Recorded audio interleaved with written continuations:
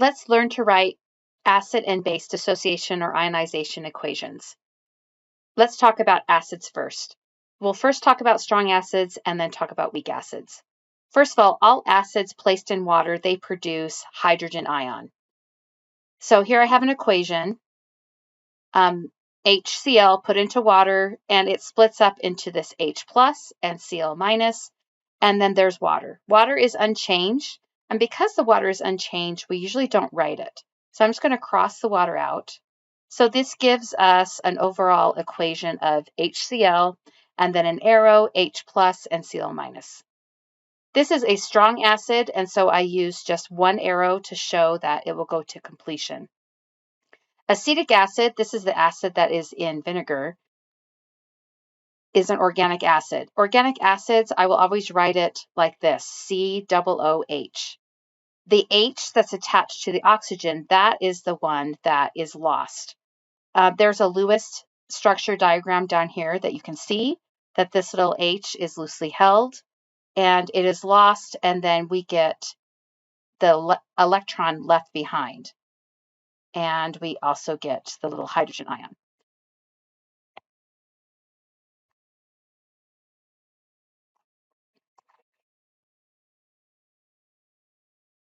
As I said before, strong acids will have only one arrow. This is because they dissociate or ionize 100%.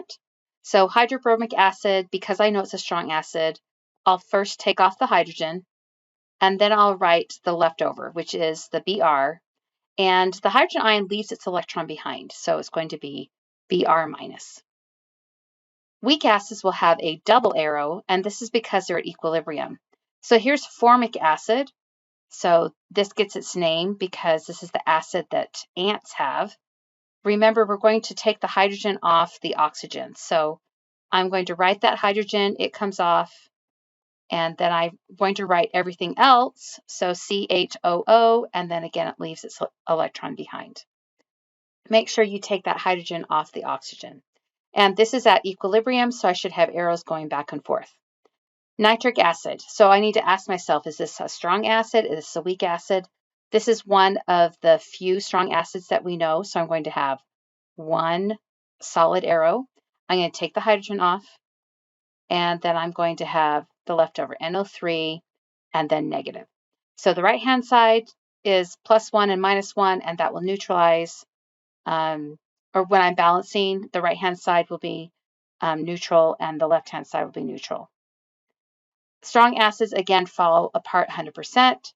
The weak acids still produce a little bit of the hydrogen, and so this is what the equation is trying to show, that we get a little bit of the hydrogen, and then we're going to have the remaining leftover, COO minus, okay?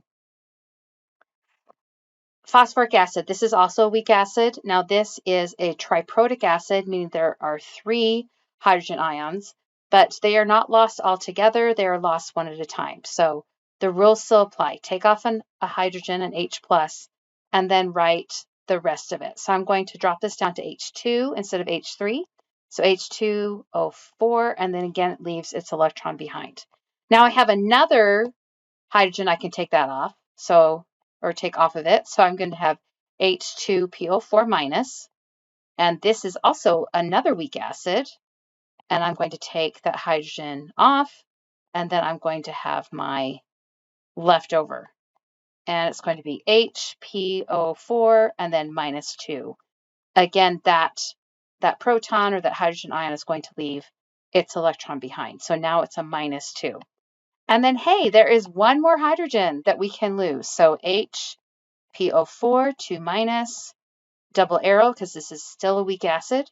Take off the hydrogen, and then I'm going to have PO4, 3-. So with acids, the hydrogen or the proton, it comes off one at a time.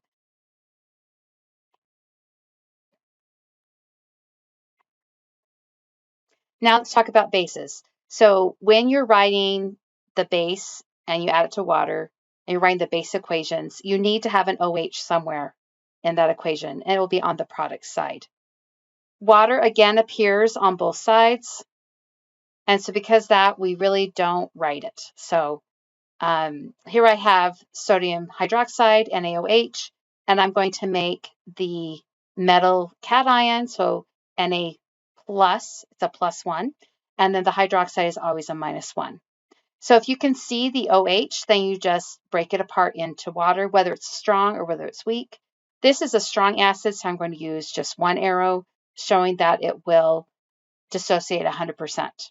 Now, weak bases can be a little bit more tricky because some of them don't look like they contain OH.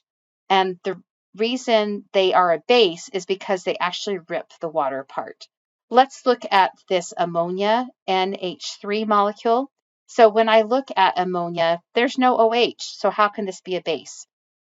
When I combine it with water, so it's important that you write the water with these weak bases, you are going to take a hydrogen off the water, and then this base is going to get that hydrogen ion, so the H and the plus. So that's what we see here. We see on the product side that we have an NH4, and again, that is because the H plus attached to that nitrogen. It attaches where there's a lone pair of electrons, and then the reason why it's a base is that because it is ripping that water apart, this little OH, that is my product, OH minus.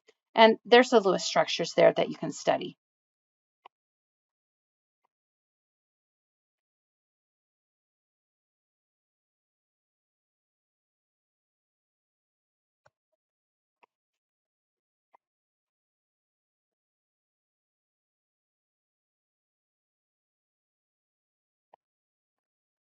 If you have a base with more than one OH group, then you're going to draw it like it all comes apart and it'll all come apart all at once.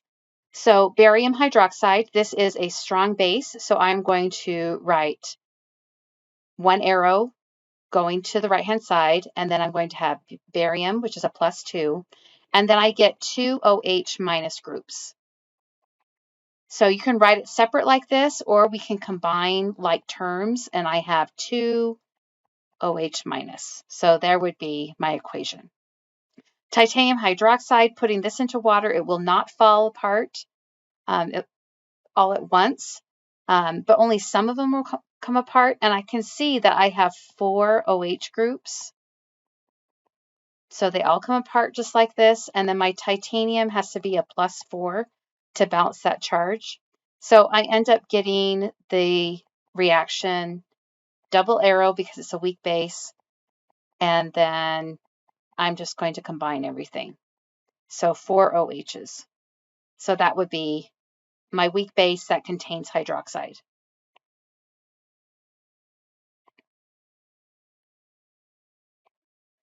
Let's practice with some of the weak bases that don't contain hydroxide. So if you don't see a OH group in there, then that means you have to add water to it.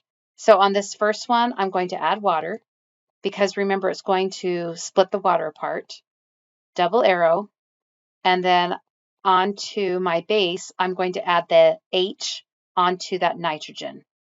So this is going to be NH3 and then add a plus because it left its electron behind and it's on that OH group. So that would be my weak base equation. Here is another amine or another nitrogen containing group. Again, I don't see the OH, so I'm going to add water. And this is going to rip the water apart. And so write what I see, but then put the hydrogen on that nitrogen. So it's going to be NH2 plus.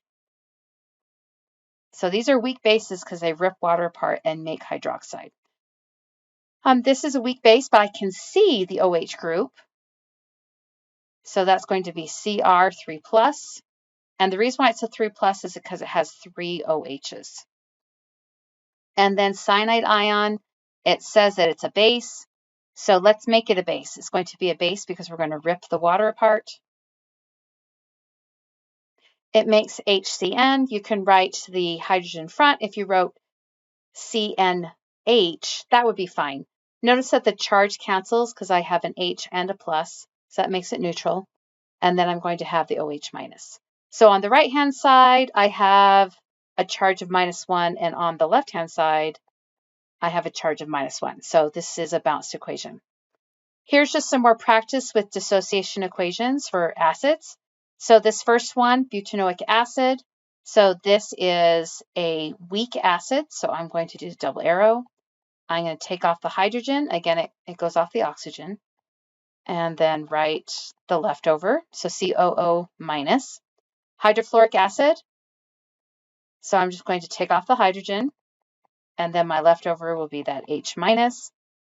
And then hypochlorous acid, this is also a weak acid, so double arrow, H plus, and then write ClO minus. Everything stays together on that leftover. Ammonium ion, so it looks a little bit different because it's a charge, but I can still take a hydrogen off of it. So if it's an acid, you want to make sure you make an H plus. If it's a base, you want to make sure on the product side there's an OH minus. And this is going to be NH3. On the right-hand side, this is a +1 charge, and on the left-hand side is a +1 charge. So this is balanced. So in your homework, look at balancing these strong and weak acids and strong and weak bases for their equations when you put them into water. And remember, most of the time you don't write the water. It's only if in the weak acids you don't see the hydroxide group that you need to have water as a reactant.